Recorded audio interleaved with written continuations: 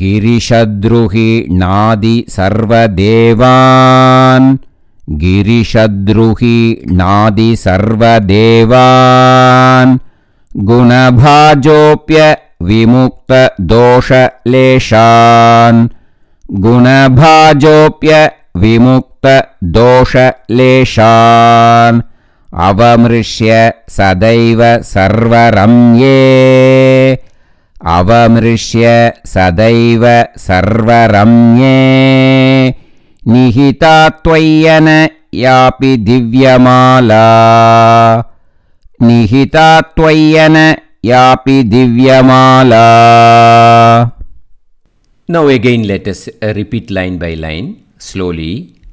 गिरिशद्रुहि नादि सर्वदेवान् गिरिशद्रुहि नादि सर्वदेवान् गुणभाजोप्य विमुक्त दोषलेशान् गुणभाजोप्य विमुक्त दोषलेशान् अवमृश्य सदैव सर्वरम्ये अवमृश्य सदैव सर्वरम्ये निहिता त्वय्यन यापि दिव्यमाला निहिता त्वय्यन यापि दिव्यमाला. Now let us sing the full sloka slowly.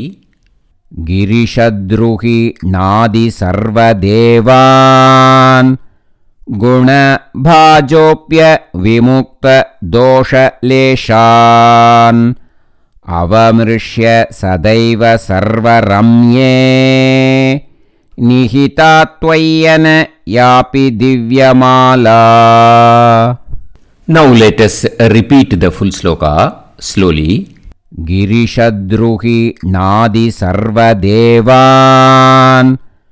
गुणभाजोप्य विमुक्त दोषलेशान् अवमृश्य सदैव सर्वरम्ये निहिता त्वय्यन यापि दिव्यमाला. Now let us practice how we should sing in the Parayanams. This version will be little bit faster, okay? गिरिशद्रुहि नादि सर्वदेवान् गुणभाजोप्य विमुक्त दोषलेशान् अवमृश्य सदैव सर्वरम्ये निहिता त्वय्यन यापि दिव्यमाला.